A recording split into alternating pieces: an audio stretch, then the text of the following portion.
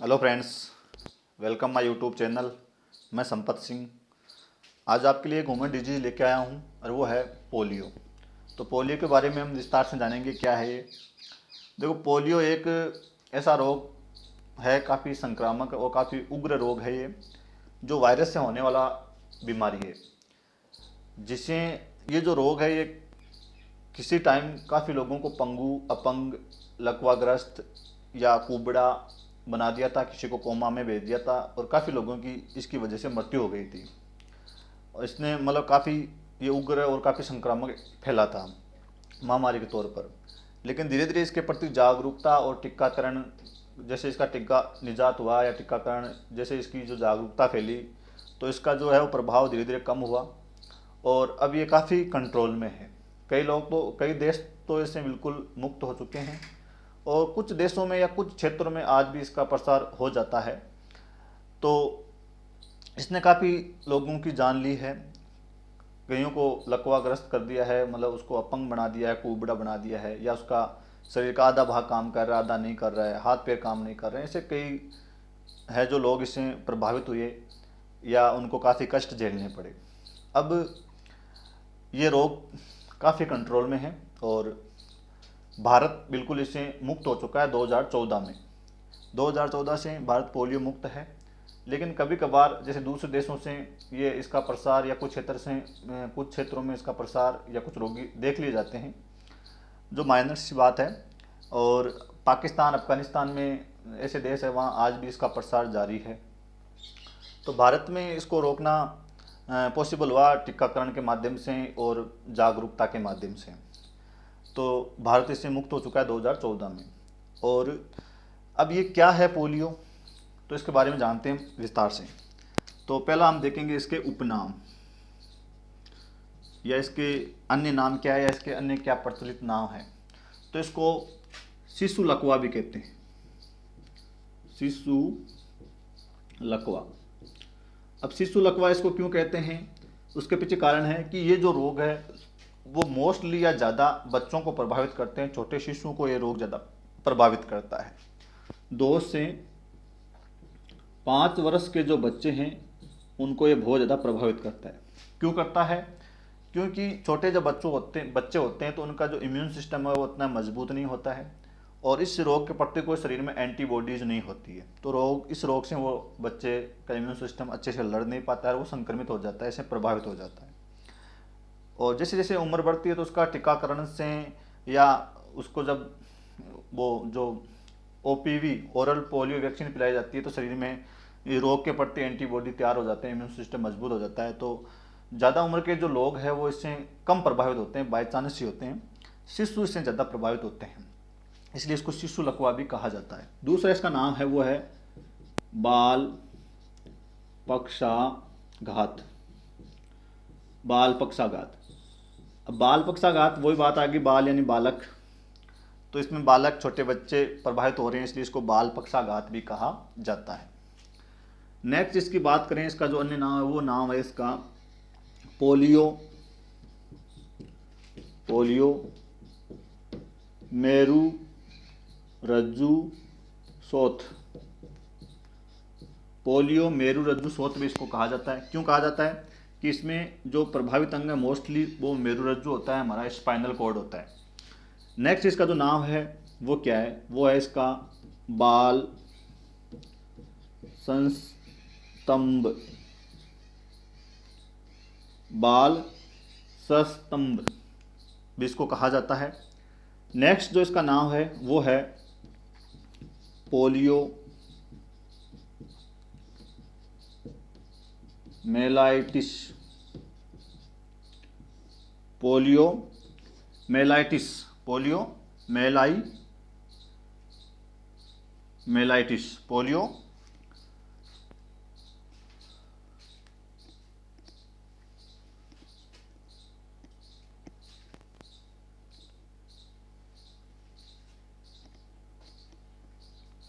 Mellitus. तो इन सब नामों से इसको क्या है जो है वो जाना जाता है।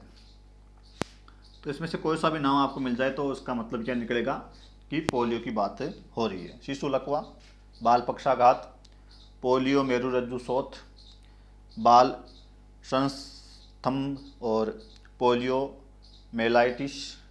मेलाइटिस और एक इसका और नाम होता है और वो होता है बहु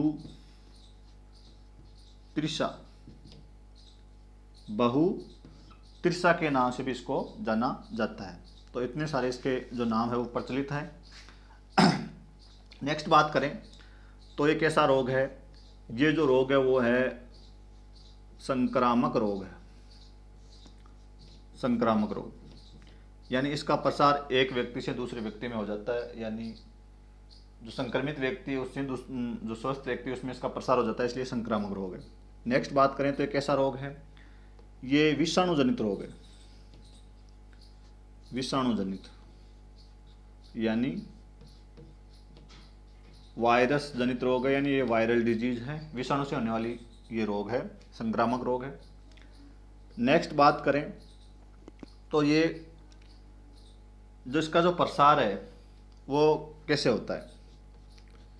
तो इसका प्रसार जो होता है वो होता है दूषित या संक्रमित जो भोज्य पदार्थ होता है या हमारा जो भोजन होता है उसको खा लेने से, या दूषित जो जल है उसको पी लेने से, या जो संक्रमित जो व्यक्ति है उसके संपर्क में आ जाने से, या जो संक्रमित व्यक्ति का मल मूत्र कफ नासिका स्त्राव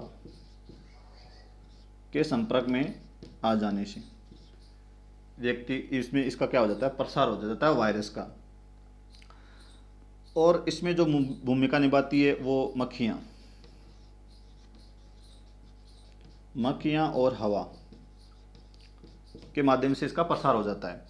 कि मक्खियाँ हैं वो गंदगी पर बैठती है, मल मूत्र पर, कफ पर, नासिका स्त्राव पर, और वो किसी भोज्य पदार्थ पर फिर बैठ जाती है, तो यहाँ से जो वायरस है वो उस भोजन तक पहुँच जाता है, और भोजन को जब स्वस्थ व्यक्ति खाता है तो वो संक्रमित हो जाता है, या वो जब जल में पहुँच जाता है, या हवा के माध्यम से, या व्यक्तिगत जो संक्रमित व्यक्ति उसके साथ अटैच होने से इसका क्या हो जाता है, आसानी से प्रसार हो जाता है, व्यक्ति इससे क्या हो जाता है, ग्रसित हो जाता है, संक्रमित हो जाता है, इससे प्रभावित हो जाता है। तो इस प्रकार इसका आसानी से क्या हो जाता है, प्रसार हो जाता है। नेक्स्ट बात करें हम इसमें तो प्रभावित अंग, इसमें कौन सा अंग प्रभावित होता है। तो अभी हम बात कर रहे थे मेरुरज्जु, जो हमारा स्पाइनल जो कॉर्ड है मेरुरज्जु इसमें प्रभावित होता है। मस्तिष्क मेरुरज्जु इसमें मोस्टली प्रभावित होते हैं। जो तंत्रिकाएं जो होती है हमारी केंद्रीय तंत्रिका तंत्र, सेंट्रल नर्वस सिस्टम होता है वो, तो इसमें क्या होता है जब वायरस अंदर चला जाता है, बहुत कम मामलों में वायरस CNS में जा पाता है, यानी सेंट्रल नर्वस सिस्टम में जा पाता है। अगर चला जाता है तो वो क्या है, न्यूरॉन्स को, जो मोटर जो सेंसरी जो ऑर्गन्स होते हैं, जो मतलब हमारे न्यूरॉन्स होते हैं, उनको वो नष्ट कर देते हैं, प्रभावित करते हैं, जिससे वो मांसपेशियाँ काम नहीं कर पाती है, और मांसपेशियाँ काम नहीं कर पाती है तो वो अंग काम नहीं कर पाता है, और हम कहते हैं कि उसके क्या हो गया है, पक्षाघात हो गया, लकवा हो गया, वो उस अंग को हिला डुला नहीं पाएगा। तो इसमें मेरुरज्जु प्रभावित होता है। अब मेरुरज्जु में क्या होता है कि जब ये अंदर प्रवेश कर जाता है तो मेरुरज्जु के अंदर एक लिक्विड होता है, एक द्रव्य होता है दूसरा रंग का, उसको ये क्या है कि अपभ्रंशित कर देता है, जिससे मेरुरज्जु सही वो है, जो उसका जो मैसेज होते हैं हमारे अंगों के, वो मस्तिष्क तक नहीं जा पाते हैं या सही से काम नहीं कर पाते हैं, जिससे वो अंग सही से हिल डुल नहीं पाता है, व्यक्ति के उसको अच्छे से हिला डुला नहीं पाता है, और उसको हम कह देते हैं कि लकवा हो गया, पैरालाइज हो गया है। तो इस प्रकार इसका जो प्रभावित अंग है वो मोस्टली कौन सा होता है, मेरुरज्जु होता है। बच्चे इसमें ज़्यादा प्रभावित हो रहे हैं, हम कह रहे हैं 2 से 5 वर्ष के। इसका टीकाकरण भी बार बार किया जाता है या बार बार इसकी दवाई पिलाई जाती है। क्यों? क्योंकि जब एक साथ इसकी बार बार जब दवाई पिलाई जाती है या टीकाकरण किया जाता है तो बच्चों में एक साथ इसके प्रति इम्यून सिस्टम मजबूत होता है या एंटीबॉडीज तैयार होती है, तो इसका जो खात्मा है आसानी से किया जा सकता है। और इसमें कहा जाता है कि लड़के ज़्यादा प्रभावित होते हैं, लड़कियों की बजाय लड़के ज़्यादा इसमें प्रभावित होते हैं। और इस रोग का जो उद्भाषण है या ज़्यादा जो प्रभाव है वो आपका बसंत ऋतु और ग्रीष्म जो ऋतु है उसमें इसका ज़्यादा प्रभाव देखा जाता है। बसंत ऋतु और ग्रीष्म ऋतु में इसका प्रभाव ज़्यादा देखा जाता है। लड़कों में इसका प्रभाव ज़्यादा रहता है, और ये वैसे तो किसी भी आयु वर्ग को हो सकता है, लेकिन मोस्टली जो इसमें है वो बच्चे प्रभावित होते हैं और बड़े भी इसमें प्रभावित हो सकते हैं। अब इसमें अगर इसमें व्यक्ति संक्रमित हो गया है तो वो उसमें लकवा होगा ही, ये पक्की कोई फिक्स बात नहीं है। आदमी वापस रिकवर भी कर जाता है। ये स्थायी या अस्थायी हो सकता है। अगर स्थायी हो गया तो फिर तो वो जो अंग है वो काम नहीं करेगा, हमेशा के लिए वो मतलब असामान्य हो जाएगा। अगर वो अस्थायी है तो वो वापस रिकवर कर जाएगा और मतलब वो अंग है वो वापस काम करने लग जाएगा।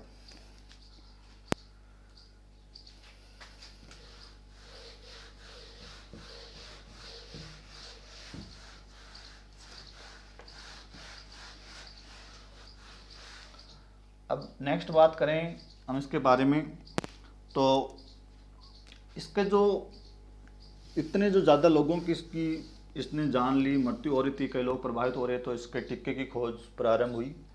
और फिर जब टिक्के की खोज हुई तो इसका जो है प्रसार रोका गया। तो जोनास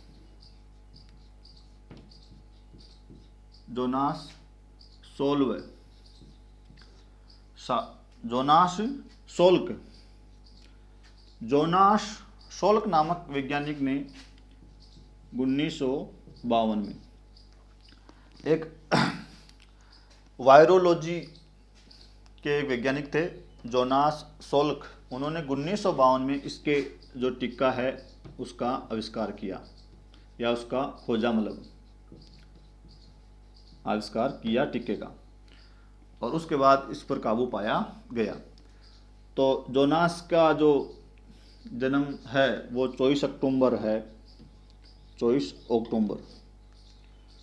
तो इसी के सम्मान में इनको क्या है, इनको सम्मान देते हुए 24 अक्टूबर को क्या मनाया जाता है, प्लस पोलियो आपका जो दिवस मनाया जाता है, पोलियो दिवस के रूप में मनाया जाता है। पोलियो दिवस के रूप में 24 अक्टूबर को मनाया जाता है। तो 24 अक्टूबर को पोलियो दिवस के रूप में घोषित किया गया है, क्योंकि 24 अक्टूबर को जोनास सोल्क का जन्म हुआ था और उन्होंने सर्वप्रथम 1952 में इसका टिक्का खोजा और इस रोग से काफ़ी लोगों को बचाया। तो इसीलिए 24 अक्टूबर को क्या मनाया जाता है, पोलियो दिवस मनाया जाता है, अंतर्राष्ट्रीय पोलियो दिवस। उसके बाद ये जो टीका था वो पेशियों के अंदर दिया जाता था, अंतःपेशीय टीका था ये, अंतःपेशीय टीका था ये, और ये टीकाकरण आरंभ किया गया जो काफ़ी प्रभावी था और रोग को रोकने में काफ़ी ये कारगर साबित हुआ। उसके बाद 1955 के अंदर एक वैज्ञानिक हुआ अल्बर्ट साबिन ने इसकी दूसरी दवा खोजी जिसको हम कह रहे हैं OPV यानी ओरल पोलियो वैक्सीन, जैसे मुख से ली जाने वाली, यानी ये तो टीका है जो अंतःपेशीय टीका यानी पेशियों में इसको टीका दिया जाता था, जो सर्वप्रथम जोनास सोल्क ने खोजा 1952 में। और 1955 में अल्बर्ट साबिन ने यानी मुख से देने वाली दवा यानी वैक्सीन की खोज की। और ये जो वैक्सीन है उसमें क्या है, मरे हुए या अर्ध मरे हुए इसके वायरस ही होते हैं, किसके, पोलियो के, जिनको विशेष विधियों द्वारा अर्धमरा किया जाता है, मारा जाता है। और इन अर्ध मरे हुए वायरस को OPV यानी मुख से ओरल पोलियो वैक्सीन यानी 2 बूंद जिंदगी के तौर पर कुछ बूंदें पिलाई जाती है और ये जन्म से ही शुरू कर दी जाती है। 1 घंटे के शिशु को ही ये पिलाना शुरू कर दी जाती है या उसको पिलाई जा सकती है। और ये साल में लगभग 3 बार 1-1 माह के अंतराल में पिलाई जाती है ये वैक्सीन, और ये काफ़ी कारगर भी है और इसके कोई साइड इफ़ेक्ट भी नहीं है। तो इसमें मरे हुए वायरस ही होते हैं जो क्या है, शरीर के अंदर जाते हैं तो शरीर उसके प्रति क्या बना लेता है, एंटीबॉडीज़ बना लेता है, एक सुरक्षा कवच तैयार कर लेता है, इम्यून सिस्टम मजबूत हो जाता है। और भविष्य में अगर ये रोग, ये वायरस उसके शरीर में प्रवेश करता है तो बचपन से ही या जन्म से ही उसको ये OPV पिलाकर उसके शरीर में एंटीबॉडी इसके विरुद्ध तैयार कर दी गई है, और जैसे वो जाएगा और वो एंटीबॉडी उस वायरस को नष्ट कर देगा और उस रोग होने से बचा लेगा। तो इस प्रकार ये टिक्के इसके बनाए गए हैं। और आपके लुई जो पास्चर है उन्होंने इसको पहचाना था शुरू में पोलियो वायरस को, तो नहीं लुई पास्चर नहीं, कार्ल लैंडस्टीनर ने इस पोलियो वायरस को सर्वप्रथम पहचाना था। कार्ल लैंडस्टीन ने इसकी पहचान की थी पोलियो वायरस को, कि ये इस वायरस की वजह से हो रहा है। तो ये था। अब नेक्स्ट बात करें इसके लक्षणों की। लक्षण क्या है इसके? देखो, इसके 90% जो केस है उसमें इसके कोई लक्षण नज़र नहीं आते, अचानक होता है।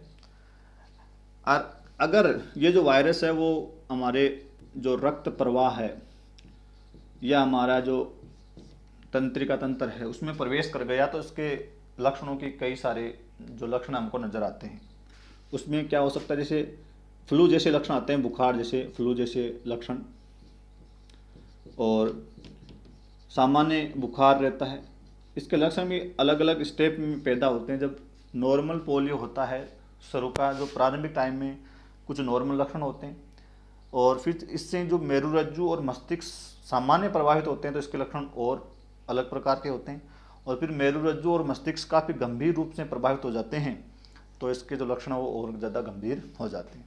तो वो हम एक साथ ही बता रहे हैं आपको। फ्लू के लक्षण हो जाते हैं, जैसे फ्लू होता है, हमारे बुखार रहती है इसमें सामान्य, फिर वो धीरे धीरे थोड़ी तीव्र हो जाती है। पेट में दर्द रहता है, पेट में दर्द होता है, इसी के साथ व्यक्ति को खांसी भी आती है, उल्टियाँ होती है, उल्टियाँ या वमन होती है, डायरिया, डायरिया हो जाता है, व्यक्ति को दस्त लगते हैं बार बार, सिर में क्या रहता है, दर्द रहता है। कुछ हम बता रहे 90% मामलों में तो इसके कोई लक्षण पैदा नहीं हो रहे, और ये लक्षण धीरे धीरे भी हो सकते हैं, अचानक भी हो सकते हैं, कैसे भी हो सकते हैं। वो निर्भर करता है कि जो वायरस है वो कौन सी जो आपकी नर्व है या न्यूरॉन है या तंत्रिका उसको प्रभावित कर रहा है। हाथों वाली को कर रहा है, पैरों वाली को कर रहा है, सीने वाली को कर रहा है, हृदय वाली को कर रहा है। तो जो नर्व या जो न्यूरॉन प्रभावित होगा वही पार्ट है वो डैमेज हो जाएगा या वो काम नहीं करेगा। हाथ पैरों वाले अगर नर्व काम नहीं कर रही है, न्यूरॉन्स काम नहीं कर रही है, तंत्रिका तंत्र काम नहीं कर रहा है तो हाथ पैर हिलना डुलना बंद हो जाएगा। अगर हृदय वाला नहीं है तो हृदय उसमें सूजन आ जाएगी, वो काम नहीं करेगा और आदमी कोमा में चला जाएगा, मर जाएगा। या चेहरे वाला कर रहा है तो चेहरे की जो भाव भंगिमाएँ जो एक्सप्रेशन है वो आदमी नहीं कर पाता है। तो जो चेहरा है उसकी जो भाव भंगिमाएँ यानी जो एक्सप्रेशन है वो व्यक्ति नहीं कर पाता है। और जो गर्दन है उसमें क्या रहती है, अकड़न रहने लग जाती है, अकड़न, दर्द, गले में दर्द, और निगलने में, मूत्र त्यागने में, मल त्यागने में और सांस लेने में क्या रहती है, तकलीफ रहती है या कठिनाई होती है। निगलने में, मूत्र त्यागने में, मल त्यागने में, सांस लेने में तकलीफ रहती है या उसको कठिनाई महसूस होती है। और इसके अलावा जो मेरुरज्जु इसमें जो है हमारा क्या हो रहा है, प्रभावित हो रहा है। तो मेरुरज्जु प्रभावित होने से व्यक्ति को ये अगर बाई चांस ये वायरस मेरुरज्जु में प्रवेश कर गया, सीएनएस में प्रवेश कर गया, सेंट्रल नर्वस सिस्टम में, तो जो व्यक्ति है उसको क्या आने लग जाती है, ताण आने लग जाती है, ताड़ें आती है उसको। और जो मांसपेशियाँ हैं उसमें क्या होता है, मांसपेशियों में दर्द होता है, दर्द होती है, अकड़न होती है, और पीठ में भी दर्द होता है, और साथ में जो पिंडलियाँ होती है, पिंडलियों में भी दर्द होता है। तो ये मेरुरज्जु या मांसपेशियों से जुड़ी हुई प्रॉब्लम है, क्योंकि मांसपेशियाँ हमारे अंगों को संचालन करने में मदद करती है, गति में मदद करती है। तो यहाँ मांसपेशियों में दर्द, अकड़न या सुई चुभने जैसा महसूस होता है, और पिंडलियों में खासकर दर्द देखा जाता है, और भी अंगों में दर्द देखा जा सकता है, पीठ में दर्द देखा जाता है, गले में अकड़न दर्द रहता है, या व्यक्ति की जो है वो गर्दन वो एकदम सीधी रह जाती है, वो इधर उधर मोड़ नहीं पाता है, चेहरे का एक्सप्रेशन वो चेंज नहीं कर पाता है, हाथ पैरों को हिला नहीं पाता है। तो कौन सी नर्व डैमेज हुई है वो वाला जो पार्ट है वो व्यक्ति अपनी इच्छा से कुछ भी नहीं कर सकता। तो ये सारे इसके कई सारे जो है वो लक्षण है वो देखे जा सकते हैं। अब इसका बचाव या उपचार क्या है? तो वैसे तो टीकाकरण से इसको आसानी से रोका जा सकता है कि बचपन से ही टीकाकरण या जो वैक्सीन है वो उसको बार बार दी जाए तो शरीर इसके प्रति क्या हो जाएगा, एंटीबॉडी बना लेगा, मजबूत हो जाएगा, तो इसका कोई रोग जो प्रसार है वो आसानी से नहीं होगा। सभी बच्चों को एक साथ जब दवाई पिलाई जाएगी तो सभी में एक साथ इम्यून सिस्टम मजबूत हो जाएगा, इस रोग से बच लिया जाएगा। साथ में व्यक्तिगत स्वच्छता और आसपास की स्वास्थ्य जो है सफाई वो बहुत ज़्यादा जरूरी है। मक्खियों को भी नष्ट करना जरूरी हो जाता है कि मक्खियाँ कई रोगों को फैलाने में मदद करती है। और व्यक्ति जो रोगी है उसके द्वारा त्यागा गया नासिका स्राव है, कफ है, मल है, मूत्र है, उसकी जो विष्ठा है उसको कहीं दबा दिया जाए ताकि वो हवा में ना फैले, मक्खियाँ उसके संपर्क में नहीं आए तो इसका प्रसार नहीं होगा। साथ ही इसका टीकाकरण करवाना चाहिए। ओरल पोलियो जो वैक्सीन है वो पिलानी चाहिए और लगातार 5 साल तक पिलाते रहना चाहिए ताकि इसको बिल्कुल जड़ से खात्मा किया जा सके, शरीर को एकदम इसके विरुद्ध प्रबल तरीके से तैयार किया जा सके। तो इस प्रकार इसके रोग से बचाव के कुछ उपचार किए जा सकते हैं। और अगर ये लकवाग्रस्त हो गया है व्यक्ति तो उसके पास उसका कोई इलाज नहीं है। अगर स्थायी तौर पर कोई अंग कार्य नहीं कर रहा है, मांसपेशियाँ काम नहीं कर रही है, हाथ पैर काम नहीं कर रहे, तो फिर उसका कोई इलाज नहीं है। या अस्थायी तौर पर है तो उसका कुछ इलाज किया जा सकता है, मांसपेशियों में वापस कुछ शक्ति का संचार किया जा सकता है, क्योंकि इसमें मांसपेशियाँ नरम पड़ जाती है, क्योंकि जो न्यूरॉन्स है उनको नष्ट कर दिया गया है या वो प्रभावित हो गए हैं, तो वो जो सेंसरी या जो मोटर जो न्यूरॉन्स होते हैं जो संदेशों को ले जाते हैं लाते हैं वो काम नहीं कर रहे हैं। तो वो काम नहीं करेगा तो मस्तिष्क कोई संदेश पहुंचेगा नहीं या उसके पास आएगा नहीं, तो वो अंग है वो काम नहीं करेगा, उसमें कोई पीड़ा दर्द की अनुभूति नहीं होगी, उसका कोई संचालन नहीं होगा, कार्य मतलब उसका हम कोई यूज नहीं कर सकते। तो इसकी जो दवाई या इसका बचाव ही क्या है, इसका उपचार है। और पहले से अगर हम पूरी तरह से तैयार है तो ये रोग व्यक्ति को क्या है प्रभावित नहीं कर सकता। तो ये इसके कई सारे जो लक्षण हैं वो आप देखें।